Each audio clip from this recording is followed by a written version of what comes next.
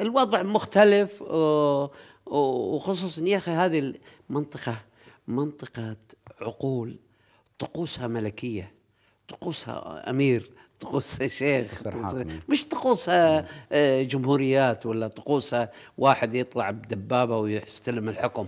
ويمكن أبو مشعل المبدأ العام في وجود أحزاب سياسية في أوروبا، لأنه هو الأساس هو فرد ينخرط مع المجتمع حتى يكون، خلينا نقول يعني تنظيم سياسي أو تنظيم اجتماعي أساسا. لكن أنت في الدول العربية أساسا أنت منضم لمجموعة، إما قبلي أو طائفي أو فئوي، أنت اوريدي فيه زين، فما تقدر تطلع من هالعقلية. لا بيسوي حزب أبو علي تشوف نفسك أنت موجود في الحزب أساسا موجود. أبو علي، أنا في واحد حاكم عربي بالشمال الأفريقي قالوا له شعبك يريد ما شو اسمه حكم يعني دستوري او قانون دستوري مثل بريطانيا. نعم. قال لهم اوكي، جيبوا لي شعب مثل الشعب البريطاني وانا اعطيكم الحكم اللي موجود في بريطانيا.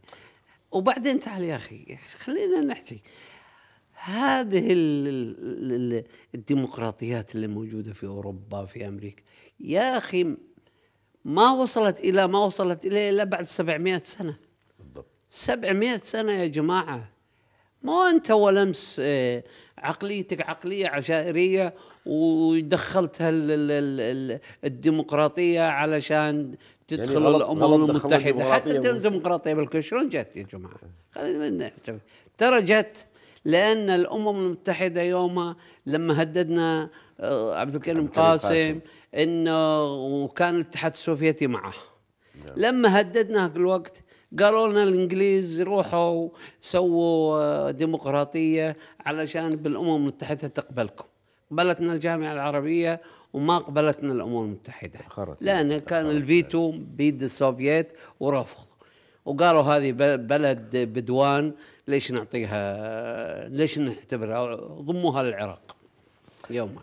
فيومها سووا على عجل، الله يرحمه عبد الله السالم سوى الدستور وحتى ما قراه، وقعه وقال لها الكويت يومها انتم هذا اللي تبونه، قالوا وقع شو اسمه ما قراه. مش شنك نقص حق الرجل يقول ما قراه. لا ما قراه، اقول لك انا يعني هذا معلوماتي، انا حسب ما معلوماتي. الوحيد اللي كان يتابع الشأن الدستوري الله يرحمه الشيخ سعد، مع وحيد رأفت اللي هو القانوني، وكان ينبه جدر كذا، وكان يومها في احتدام وفي صراع على أن كل طرف يبي السلطة له، يبي في زحف يومها من بعض القومية العرب وبعض